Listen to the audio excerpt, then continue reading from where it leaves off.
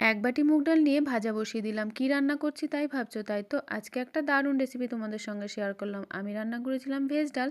ভাবলাম রেসিপিটা না হয় শেয়ার করাই যাক। ভেজ ডালের জন্য যা যা সবজির প্রয়োজন সবটাই নিয়ে নিয়েছি, আর কাজু কিশমিশ শুকনো লঙ্কা তেজপাতাটাও নিয়ে নিয়েছিলাম। মুগ ডালটা ভাজা করে নিয়ে আমি সিদ্ধ বসিয়ে দিয়েছি, আর সমস্ত রকম সবজিটা ভাজা করে তুলে রেখেছি। একটা মশলা রেডি করে নিয়েছি, আদা, দুটো কাঁচা লঙ্কা আর অল্প গোটা জিরে দিয়ে।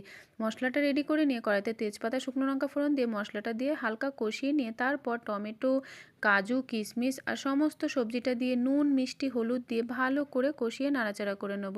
তারপর যে ডালটা আমি সিদ্ধ করেছিলাম সেই ডালটা এর মধ্যে আমি অ্যাড করে দেবো। আমি কিন্তু ডাল সিদ্ধর সময় অল্প নুন দিয়েছিলাম, আর সবজিতে আমি তো হলুদ মিষ্টি সব দিয়েই দিয়েছি, পরে আর আমি কিছু দেইনি।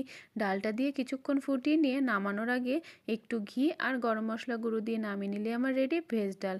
এটা কিন্তু বিয়েবাড়ির ডালের থেকেও বেশ ভালো লাগে বাড়িতে যদি সঠিকভাবে বানিয়ে খাওয়া যায়।